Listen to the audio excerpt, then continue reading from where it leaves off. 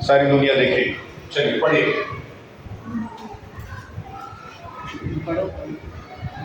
आप पढ़िए, आप पढ़िए।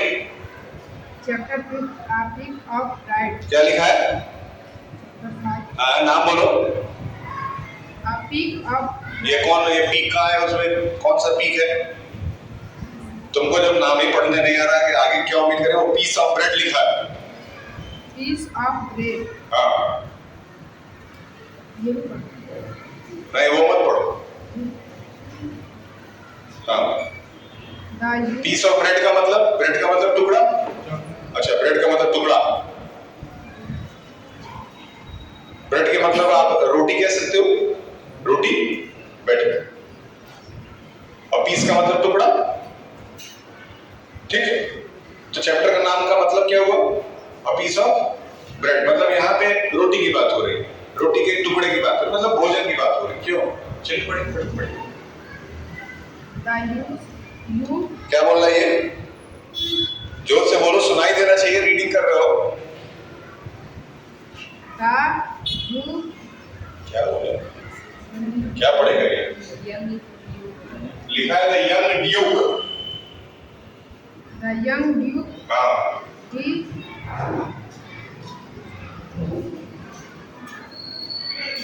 हाँ, एडिटर साहब आ गए लेकर के माइक।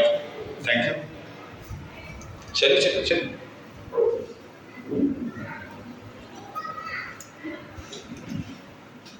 पढ़िए।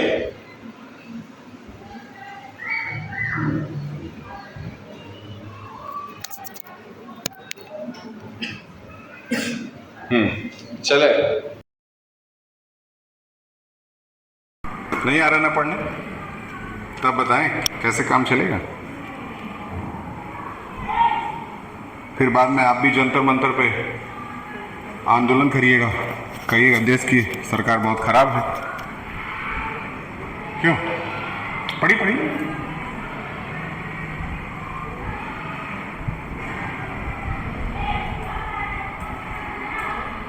तबरेज जी आप जाइए, आप पढ़िए। क्या नाम है इनका? आइए बैठिए। तबरेज जी ऐसे काम तो नहीं चलेगा। मम्मी पापा का सारा पैसा बर्बाद हो गया। जब रीडिंग नहीं कर पा रहे हैं तो आगे क्या उम्मीद करेंगे? कायदे से पढ़िएगा। अब चैप्टर का मीनिंग हम लोग समझते चलेंगे। अ यंग ड्यूक, क्या नाम है इनका? De Hardimont happened to be at Aix of Savoy whose water he hoped would benefit his famous mare. पढ़िए पढ़िए पढ़िए।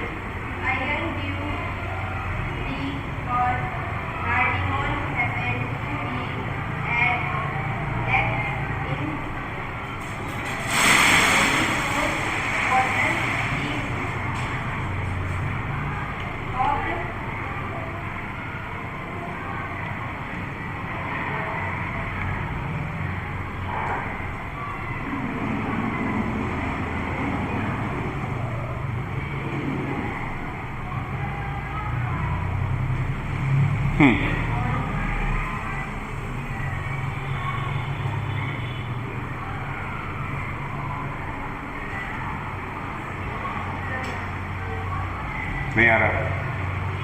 कैसे काम चलेगा बताइए। गौरी जी को किताब दीजिए। गौरी जी पढ़िए, आराम से जाइएगा। गौरी जी अच्छा पढ़ेंगे इसको, क्योंकि इनका तो फोटो भी डायरी पे लगा हुआ है, इनसे उम्मीद है।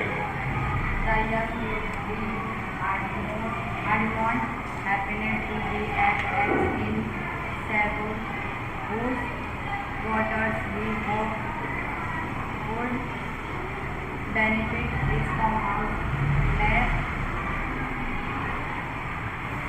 marigold who had become wind broken since the old sea had fought. एक पेंसिल साथ में ले लीजिए। अभी हम मीनिंग्स लिखवाएंगे, टिक करते रहिएगा, लिखते रहिएगा। पेंसिल हाथ में जरूर रखा करिए इंग्लिश पढ़ते समय। जिसके पास बुक है at least you should have a pencil.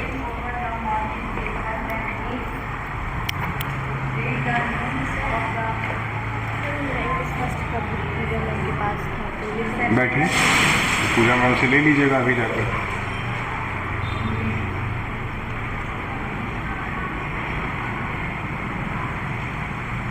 चलिए गौरी जी सुनिए क्या बोल रहे हैं। देखिए बेसिकली ये स्टोरी है एक फ्रांस के एक बहुत अमीर आदमी की, जिसका नाम भी दिया हुआ है इसमें। क्या नाम है उनका?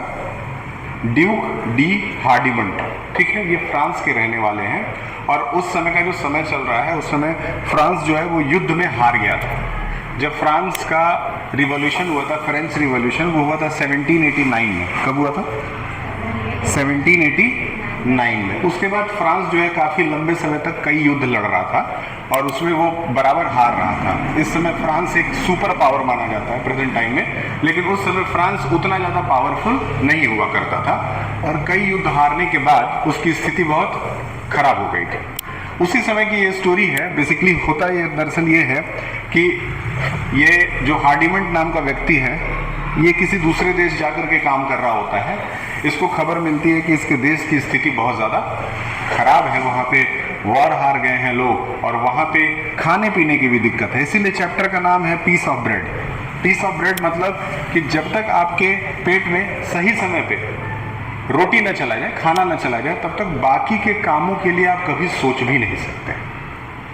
जब तक पेट न भरा रहे तब तक आप बाकी का काम कैसे कर पाएंगे? ना खेल पाएंगे, ना पढ़ पाएंगे, ना कोई दूसरा नौकरी कर पाएंगे। समझ में आ रहा है? तो ये स्टोरी उसी समय की है। अब वो ड्यूक जो है, जब अपने देश की परिस्थिति इतनी खराब देखते हैं तो वो वापस अपने देश आने का प्लान करते हैं। वो सोचते हैं कि मैं अपने देश जाऊंगा और अपने देश जाकर के अपने देशवासियों की मदद करूंगा और एक सोल्जर की तरह लड़ूंगा। ठीक है, खुद एक सिपाही बन करके लड़ूंगा। दूसरे देशों में कई जगहों पे ये रूल्स हैं, रेगुलेशंस हैं कि आपको अपने देश में 1 साल तक सैनिक का ट्रेनिंग लेना जरूरी है। ऐसे कई देशों में रूल है, जैसे थाईलैंड एक देश है। बैठ जाइए, लाइए बुक दे दीजिए, थैंक यू। ठीक है, थाईलैंड एक देश है जहाँ पे रूल है कि आपको एटलीस्ट क्या करना है, 1 साल आर्मी की ट्रेनिंग लेनी है। इससे फ़ायदा क्या होता है? इससे फ़ायदा ये होता है कि जब कभी भी देश में युद्ध छिड़ जाता है और सैनिकों की कमी हो जाती है, तो नॉर्मल आदमी भी सिपाही बन जाता है कुछ समय के लिए। ठीक है, अब कह रहा है कि and so early in November 1870 Henry de Hardimont return to Paris. Paris क्या है आपको पता है? फ्रांस की राजधानी है पेरिस। कहाँ की? फ्रांस की राजधानी पेरिस है, याद रखिएगा। Paris with his regiment forming party of Vinoy corps और and his company being the advance guard before the redoubt of Hautes Bruyères, a position fortified in Hask and which protected the cannon of Fort Bicester। कहने का मतलब इनका ये, इसमें कई सारे words के यूज किए गए हैं। सबसे पहले तो बताया कि जिस रेजिमेंट में वो काम करते थे, है ना, उसको क्या कहा जाता था? विनोय कॉर्प्स कहा जाता था। टिक करिए, यहाँ पे मीनिंग लिखिए। सबसे पहले रेजिमेंट लिखिए, सिपाहियों का दल इसको कहा जाता है। बुक है आपके पास? सिपाहियों के दल को रेजिमेंट कहा जाता है।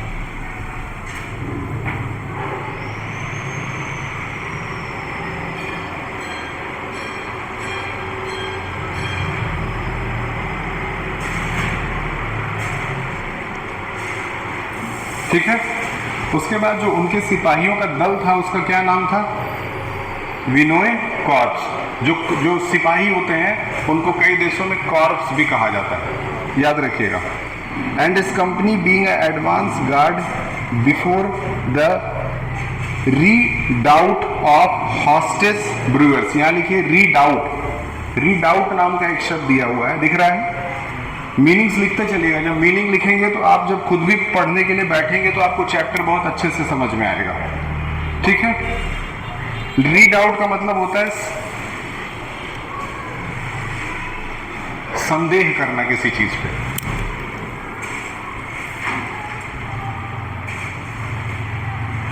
ठीक है, फिर उसके आगे बढ़िए, लिखा है अपोजिशन फोर्टिफाइड। लिखा है फोर्टिफाइड का मतलब होता है चारों तरफ से घिराव करना। लिखते चलिएगा ये सारी चीज। फोर्टिफाइड का क्या मतलब है? घिराव करना। फोर्ट सुने? Fort, FORT, red fort. Fort होता है ना, तो फोर्ट का मतलब क्या है, ऊंची ऊंची दीवारों को बना करके घिराव कर देना चारों तरफ से।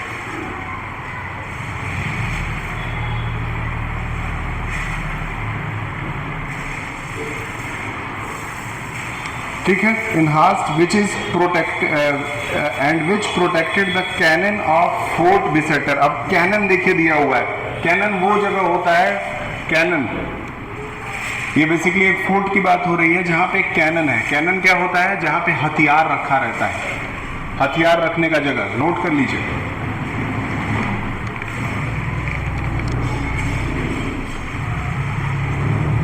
ठीक है, चलिए अब देखिए ऊपर के इतने चैप्टर, इतने पार्ट में ये बहुत टफ वर्ड्स का यूज किया है। ठीक, बेसिकली कहानी क्या है समझ में आया, एक आदमी है, उसका क्या नाम है, ड्यूक डी हार्डीमोंट। कहाँ का रहने वाला है, वो क्या करना चाहता है, अपने देश की रक्षा करना चाहता है। रक्षा करने के लिए वो वापस कहाँ पे आता है, कौन से शहर में आता है, पेरिस में आता है। अब पेरिस में क्या है, पेरिस में एक फोर्ट के बारे में बताया जा रहा है, मतलब पहले तो एक रेजिमेंट के बारे में बताया जा रहा है। उस रेजिमेंट का क्या नाम था, बिनोई कॉर्प्स दिया हुआ है, टिक करिएगा, वन वर्ड के क्वेश्चन ऐसे ही बनते हैं। ठीक, फिर उसके बाद at his company being advance guard being a redoubt of the position fortified in the haste and which protected the cannon of fort Bicetre. Fort cannon का मतलब बता दिए क्या होता है, ठीक है, और एक फोर्ट है उसका नाम क्या है, फोर्ट बिसेटर। टिक करिए, फोर्ट का क्या नाम है, ठीक। अब अभी से जब 50 साल 20 साल पहले, जब आप 50 साल कहते हैं 200-300 साल पहले जब मुगल्स के बारे में पढ़ाया जाता था तो बताया जाता था कि अलग अलग किले बनाए, जैसे रेड फोर्ट क्यों बनाया गया था, रेड फोर्ट शाहजहां ने बनाया। शाहजहां ने क्या सोच के बनाया, शाहजहां ने दिल्ली का नाम क्या रखा, शाहजहानाबाद। और क्यों रखा, इसलिए रखा क्योंकि वो चाहता था कि अब हम दिल्ली को अपना कैपिटल बनाएंगे। अब दिल्ली को जब हम कैपिटल बना देंगे तो हमें रहने के लिए जगह चाहिए, और हमें रहने के लिए ऐसा जगह चाहिए जो सेफ हो, समझ में आया। तो इसीलिए फोर्ट्स बनाए जाते थे, खूब ऊंची दीवार चारों तरफ से, और अंदर जो है उन लोगों के सारे हथियार रखे रहते थे। अंदर नए नए हथियारों को बनाया जाता था, आर्मी की ट्रेनिंग चलती रहती थी, और बाहर के लोगों को कुछ पता नहीं रहता था। और जस्ट फोर्ट का जो दीवार है उसके चारों तरफ क्या बना दिया जाता था, एक स्विमिंग पूल टाइप का बना दिया जाता था, पानी का पूरा व्यवस्था चारों ओर से, मतलब चारों ओर से वो पूरा का पूरा फोर्ट किससे घिरा हुआ है, पानी से। आज भी जब रेड फोर्ट को आप देखेंगे तो उसमें पूरा का पूरा बाहर का जो पार्ट है वो पानी से भरा रहता है। वो पानी से क्यों भरा रहता है, उसमें लोग मगरमच्छ छोड़ देते थे, ताकि कोई भी जब फोर्ट के अंदर एंटर करने की कोशिश करेगा तो सीधे सबसे पहले उसका सामना किससे होगा, मगरमच्छ से। अभी कुछ दिन पहले एक बच्चे को मगरमच्छ खा गया था, आपने वीडियो पे देखा होगा कैसे उसको उठा के पटक रहा था। इसी तरीके से ये सबसे पहले ये फोर्टिफाइड करने का काम किस राजा ने किया था, मुगल वंश ने, अकबर ने किया था। अकबर ने आसपास जो है स्विमिंग पूल बनाया, और स्विमिंग पूल में ढेर सारे मगरमच्छ डाल दिए, और कोई भी गद्दारी करता हुआ अगर उसके महल के अंदर पकड़ा जाता था घुसखोरी करता हुआ तो उसी में डालने की सजा थी। उसी समय का ये पूरा सीन चल रहा है। ये बेसिकली 1870 की बात है। 1870 तो फिर भी काफ़ी, अभी 200 के लगभग 200 साल, लगभग 250 साल लगभग हुए होंगे, लेकिन उसके पहले से ये पूरा चलता हुआ आ रहा है। तो ये फ्रांस में जहाँ पहुँचते हैं युद्ध लड़ने के लिए, वहाँ पे एक खूब बड़ा सा फोर्ट है, उसमें इनका एक रेजिमेंट है। ठीक है, आप देखे होंगे जब देशभक्ति वाली मूवीज़ दिखाई जाती हैं तो उसमें दिखाया जाता है कि एक ट्रक में भर करके ढेर सारे सिपाही जा रहे हैं, उसका एक नाम होता है जिसको रेजिमेंट कहा जाता है। ठीक, तो पूरा का पूरा सेना जो है वो कई छोटे छोटे टुकड़ों में बटा हुआ होता है। हर टुकड़े को क्या कहते हैं, रेजिमेंट कहते हैं। सर इनका जो है इंग्लिश चल रहा है ये, ठीक है, इसको कराना ज़रूरी है, इंग्लिश क्योंकि टीचर अभी है नहीं उनके, तो इसलिए इसको करा लीजिए। आप अभी 9th में खाली होगा क्या, 9th 10th में?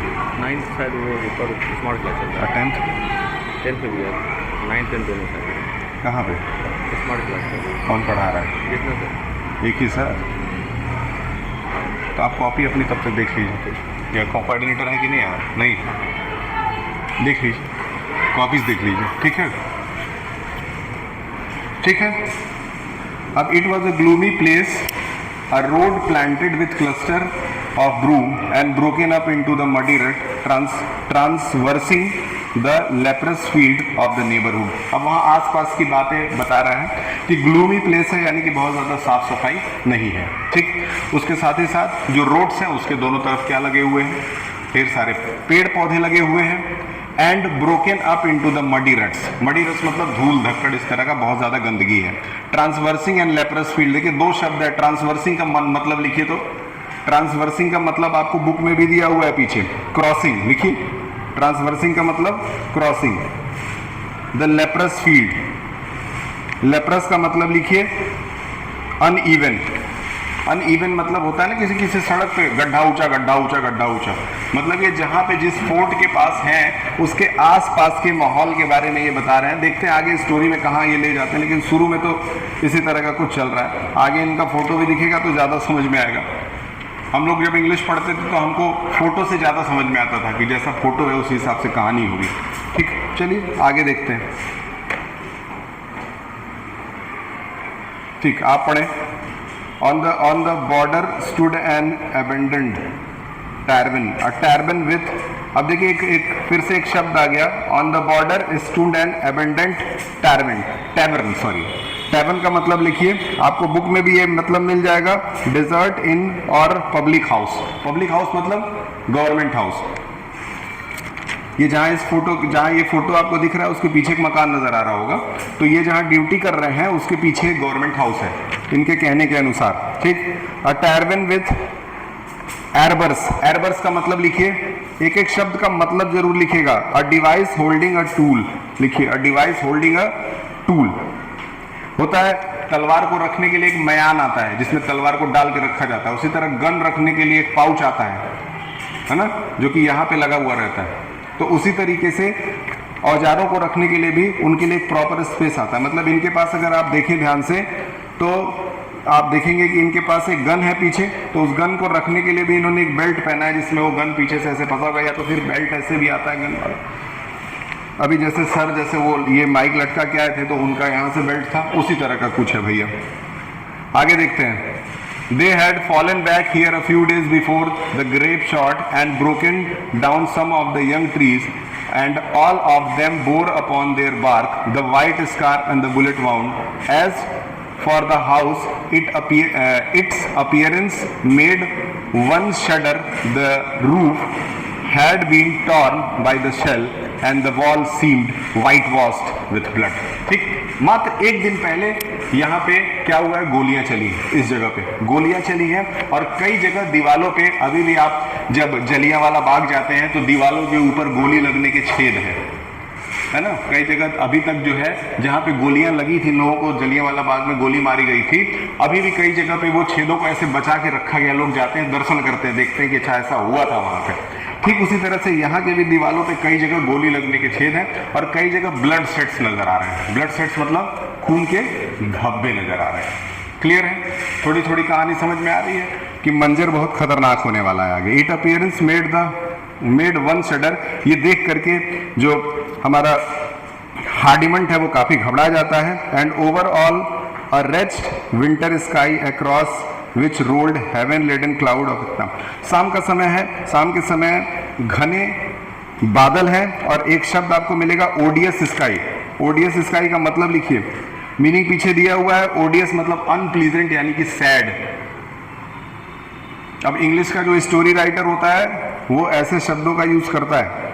जब आप 9th में जाएंगे तो आपकी जो किताब लगाई जाएगी वो प्योर इंडियन किताब होगी। ये अंग्रेजी सिस्टम किताब है, इसीलिए आपको फ्रांस की कहानी मिल रही है इसके अंदर। अगली जो किताब आने वाली है उसका नाम है कावेरी, जो सीबीएसई ने अब 9th से जो किताबें लगाई हैं वो प्योर इंडियन लगाई हैं। उसमें कोई भी जितनी भी स्टोरीज रहेंगी वो इंडिया के गाँवों से रिलेटेड रहेंगी। 9th वाले जो बच्चे पढ़ रहे हैं आजकल, ये अंग्रेजों की किताब अगले साल से बंद हो जाएगी आपकी।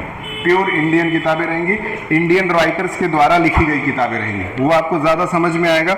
लेकिन अभी फिलहाल आप समझ रहे हैं ना, अब कहीं पे हंगामा हुआ हो, गोली चली हो, तो वहाँ का माहौल कैसा रहता है? बहुत दुखी माहौल रहता है। जैसे अभी जंतर मंतर पे बहुत सारे बच्चों को पुलिस ने मारा, फिर बच्चों ने पुलिस वाले को मारा, फिर किसी ने भी किसी को मारा, इस तरह की चीजें हो रही थी। तो वहां का माहौल कैसा था? बिल्कुल दुखी सा माहौल, जहां कोई गोली चली हो, मारपीट हुआ हो, बहुत अनप्लीजेंट माहौल होता है। तो इसी तरह का माहौल फ्रांस में चल रहा है।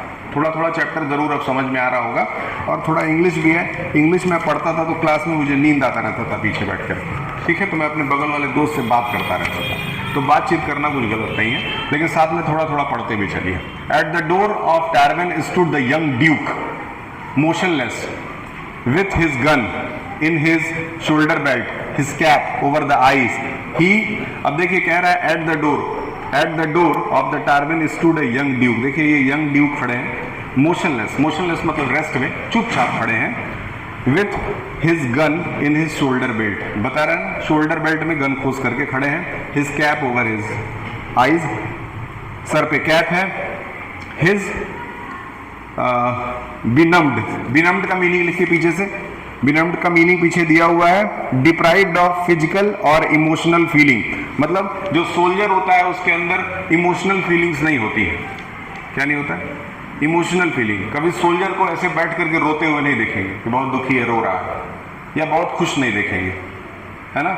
उनको कहा जाता है कि आपको इमोशनलेस होना है. जस्ट लाइक कि जैसे चीफ मिनिस्टर हो गए या प्राइम मिनिस्टर हो गए, उनके साथ जो बॉडीगार्ड लोग होते हैं, पीछे पीछे चलते हैं, उनको कभी हंसते नहीं देखेंगे आप, ना ही कभी रोते देखा. वो सब चुपचाप एक ही जैसा मुंह लगता है, एकदम सीरियस. होता है कि नहीं होता है? तो इसी तरह से जो सोल्जर्स होते हैं ना, उनको इमोशनलेस रहने के लिए कहा जाता है. ना खुश रहिए ना दुखी रहिए, जैसे हैं वैसे रहिए. आगे देखते हैं. धीरे धीरे चैप्टर में जब आप अंदर जाएंगे और ज़्यादा, तो थोड़ा ज़्यादा समझ में आएगा. नहीं भी आता है कोई बात नहीं है, घर पे भी एक बार पढ़िएगा. He gave himself up to his sombre thought. Sombre thought का मतलब होता है जिसके मन में कोई विचार ना हो. समझ में आ रहा है ना? लिखिए, बिना विचार के. his defeated soldier and looked with sorrowful eyes towards the line of hills. भैया ये लोग युद्ध हार चुके हैं, इसीलिए बहुत ज़्यादा दुखी हैं. इनके यहाँ गोलियां चली हैं, जगह जगह पे दीवालों पे गोलियों के धब्बे हैं, और कई जगह तो दीवालों पे खून है. इस वजह से वहाँ का माहौल बहुत ज़्यादा गमगीन है. क्या है बेटा? Very good. But after a few, आगे बढ़ते हैं. स्टॉपिंग ही ड्रू हिज नैपसैक एक शब्द है, उसका मीनिंग लिखिए जरा. आपको पीछे मीनिंग मिल जाएगा. जिस चीजों के मीनिंग पीछे हैं वो हम पीछे से ही आपको बता देंगे. अ सोल्जर और a hike bag. A soldier और a hike bag carried on a back usually. पीछे से जो सिपाही लोग एक बड़ा सा बैग टांगते हैं, बड़ा सा बैग होता है, उसमें उनके खाने पीने का भी थोड़ा बहुत सामान होता है, और कहीं अगर वो आराम करना चाहें, सोना चाहें, तो उसके लिए उसमें छोटा गद्दा भी होता है जिसको वो लोग बिछा करके सो जाते हैं. ठीक है. रेनकोट्स वगैरह भी उनके होते हैं. उस तरह का बैग है. आगे देखते हैं.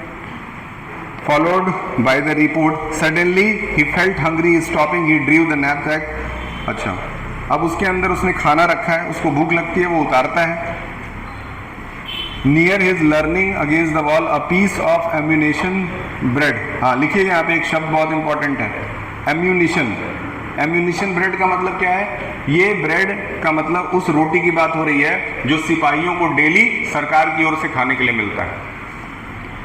कुछ ना कुछ लंच मिलता होगा ना, उसी लंच की बात हो रही है. And as he had lost the knife or bit of a morsel or slowly ate it. ठीक, उसके पास नाइफ भी नहीं है. नाइफ मतलब चाकू भी नहीं है ब्रेड को काटने के लिए, इसलिए वो धीरे धीरे उसको किसी तरह से खा रहा है. But after a few mouthful he had enough of it. He bread was hard and had a bitter taste. Bread बहुत हार्ड हो चुका है और उसका स्वाद भी अच्छा नहीं है, इसलिए उसको ज़्यादा खाने का मन भी नहीं कर रहा है. The remembrance of former breakfast came to him such he had called hygienic when the day after too overheating a supper he would see himself by a window on the ground floor of the cafe Agnelis, and he served with a cutlet or buttered egg with asparagus tips and would never become accustomed to this life of wretchedness. बहुत boring है, लेकिन सुनिए क्या कह रहा है. अब ये याद करता है जब ब्रेड खाता है तो ब्रेड बहुत कड़ा है, कड़ा है उसको अच्छा नहीं लगता है। फिर वो अपने पास्ट लाइफ के बारे में याद करता है, जब वो सोल्जर नहीं बना था, ठीक है, जब अच्छे दिन थे, जब वो घर में था आराम से, तो कितना अच्छा उसको खाना मिलता था, कितना साफ सुथरा खाना मिलता था, हाइजीनिक खाना मिलता था। लेकिन जब से ये नौकरी में आए हैं, जब से इस तरह की सिचुएशन फ्रांस में हुई है, तब से इन लोगों को प्रॉपर खाना भी नसीब नहीं हो रहा है और कुछ समय के बाद खाने की कमी होने वाली है। इसीलिए उस चैप्टर का नाम है पीस ऑफ ब्रेड। यहाँ रेचेडनेस एक शब्द है, उसका मीनिंग लिख लीजिए, मीनिंग ज़रूर लिखते रहिए, अनहैप्पी। ठीक, रेचेडनेस का मतलब क्या है? अनहैप्पी। ठीक है। And in a moment of impatience, देखिए ये चैप्टर एक बार में पूरा नहीं करेंगे, सुन लीजिए, आप लोगों को भी थोड़ा इसमें बोरिंग फील होगा। इस चैप्टर को हम लोग पूरा करेंगे 2 से 3 बार में। अभी फिलहाल हम लोग क्या करेंगे, हम लोग यहाँ तक खत्म करेंगे। यहाँ तक खत्म करने के बाद से इसका जो बुक एक्सरसाइज है वो हम आपको निकाल करके आपके ग्रुप में डाल देंगे। इसका क्वेश्चन आंसर आपको ग्रुप में डाल देंगे, वहाँ से आप लिख लीजिएगा और फिर जब भी समय मिलता है तो बाकी की स्टोरी हम लोग पढ़ के ख़त्म कर देंगे। इससे आपका चैप्टर भी हो जाएगा और क्वेश्चन आंसर भी एक तरफ हो जाएगा। तो आपको ये पैरा बस अभी पढ़ना बाकी है, इतना, इसीलिए मन लगाइए, ध्यान से देखिए। तो यहाँ तक थोड़ा थोड़ा समझ में आया। एक सोल्जर है, बहुत दुखी है, खाना नहीं मिल रहा है, कष्ट है, उसके यहाँ युद्ध हुआ है, कई सारे लोग मारे गए हैं, मतलब ये चैप्टर ही बहुत डिप्रेशन लग रहा है सुन करके। थोड़ा सा कुछ अच्छा स्टोरी रहता तो और अच्छा रहता। ठीक, at the same moment a soldier of the line came to the tavern, stood and picked up the bread, drew back his few step, wiped it with sleeves and began to devour it eagerly. ठीक है, इनको तो वो bread अच्छा नहीं लग रहा था, लेकिन इनके पास में एक सोल्जर है, खड़ा है, वो आता है, वो भी बहुत ज़्यादा भूखा है, वो आता है, वो उसी ब्रेड को उठाता है और उसको अपने स्लीव से पोंछता है। ऐसे ऐसे लोग पोंछते नहीं, ऐसे पोंछता है और फिर उसके बाद उसको खाता है। यहाँ समझ में आया? यहाँ रोटी की कितनी इज्जत है वो उस चैप्टर में बता रहा है कि हमें खाने को कितना रिस्पेक्ट देना चाहिए। खाने से पहले जब आप लंच करते हैं, सिंपल रूल है, जब आप लंच करते हैं तो पहले लंच खोल लीजिए। कभी भी कुछ खाते हैं, सड़क पे खड़े होकर के गोलगप्पा भी खाते हैं या चाट फुल्की कुछ भी खाते हैं, तो जो सबसे पहले बार में जो मुंह में आप डालने वाले रहते हैं निवाला, उससे पहले एक बार हमेशा भगवान को धन्यवाद जरूर करना चाहिए। सिंपल नियम है। खाते समय एक बार पैर छू लेना चाहिए खाने का, क्योंकि भैया नहीं रहेगा तो ये हाल होगा। यही इस चैप्टर से सीखने के लिए है कि रोटी की इज्जत करें। कहीं कहीं देखता हूँ रोटी फेंका रहता है, सब ऐसे खा करके फेंक देते हैं। एक दिन सीढ़ी पे देखा रोटी सब्जी फेंके थे सब। तो ये सारी चीज़ें ना करिए। बाकी क्लास में साफ सफाई ठीक है, कोई गंदगी तो नहीं है? 2 ही पंखा है, एटलीस्ट वहाँ पे कम से कम 2 और होना चाहिए। सर सीट है, सीट में क्या प्रॉब्लम है? सर सारे बच्चे आते हैं, एक सीट पे 4 लोग बैठते हैं। कितने सीट चाहिए आपको? और कितने सीट्स आ जाए तो हो जाएंगे? कम से कम 2, 3, 4 सीट। चलिए ये ख़त्म करके आपको सीट मंगवाते हैं।